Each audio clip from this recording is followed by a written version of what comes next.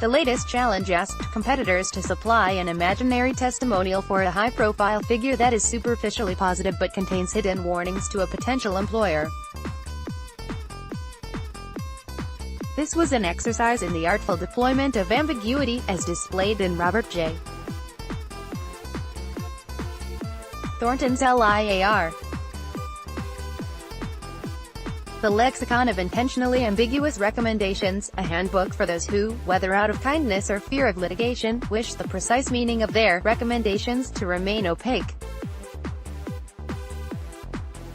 One-liners suggested by Professor Thornton include, "In my opinion, you will be very fortunate to get this person to work for you," to describe a slacker, and "I most enthusiastically recommend this candidate with no qualifications whatsoever," which is code for, "This person is totally inept." One competitor confided that only after years of reading testimonials did he realize that "generally" actually meant "not particularly." A special mention goes to David Silverman, who gives every appearance of being a fan of Vladimir Putin's uniquely positive, assertive leadership style that no one who has worked for him would question. The winners, in a smallish field, pocket £30 apiece. Bill Greenwell, Oliver Cromwell. I am happy to write in support of Oliver's application to manage the England football team. He is a firm but fair disciplinarian, warts and all, who favors clean living and physical fitness, and sets store by an aggressive midfield. He will approach home internationals with a burning zeal, requiring teams to shoot first and ask questions later.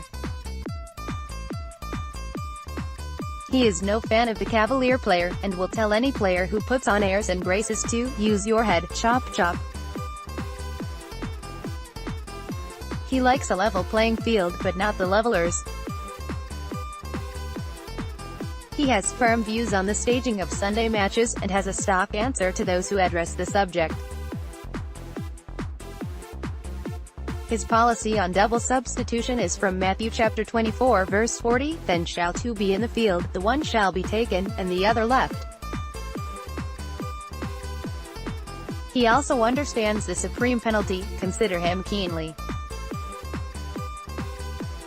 W.J. Webster, Al Capone. Let me tell whoever it may concern that I consider Alphonse is a guy that is going to shoot to the top of his profession. Nobody that he has taken care of ever breathed a bad word about him, and he is worth every cent he copped for looking after me. If it is up to me I will never let him go, but I am not wishing to stand in his way. It sure was a lucky break that I gave him a hand up when he was just a kid making a name for himself in the protecting area. Clairvoyant I am not, but I will stake heavy on him eventually going into business for himself and making enough potatoes to have the IRS more than somewhat interested. Mr. Alphonse Capone is a guy with prospects. Basil Ransom Davies, Tony Blair. There must be few people working in the human resources field who can match the wide and varied experience of Tony Blair. Indeed, his record is unique, from galvanizing a moribund political party to destroying a dictatorial regime to working for peace in the Middle East, and he is no slouch in the property market.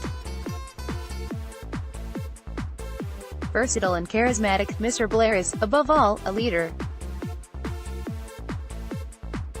When it comes to making crucial, life-and-death judgment calls, he has proved that he will not think twice. He will act fast, taking steps that impact decisively on perilous situations and will have profound, lasting repercussions.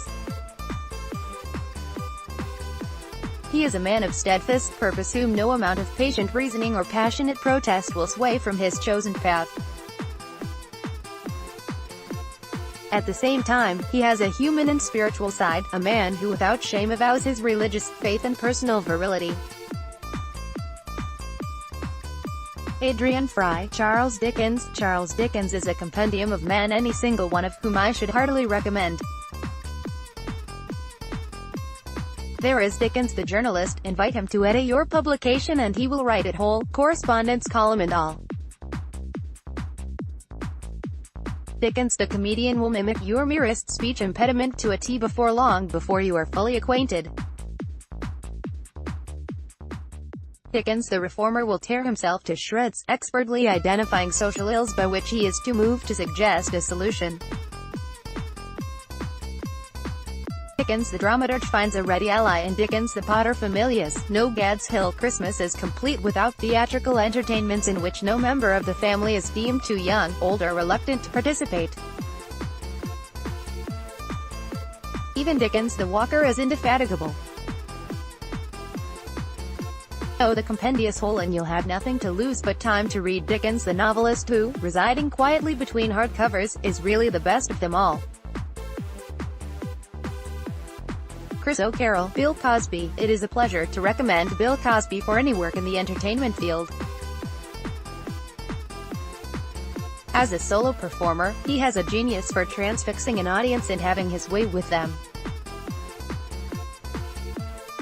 Nobody knows what secret ingredient makes him irresistible to his fans, who often describe themselves as limp and helpless when he's done.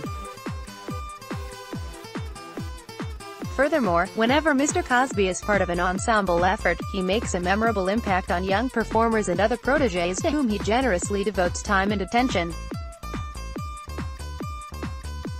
Many people whose lives he has touched over the years testify that they are much wiser in the ways of the show business world thanks to his experienced guidance and input. As one aspiring actress exclaimed, when he invites you to his home or his dressing room for a drink and an intimate conversation about your career, you know he's taking a sincere personal interest. When the novelist Ian McEwan helped his son to write an essay about one of his books, Enduring Love, the teacher gave it a somewhat lukewarm C.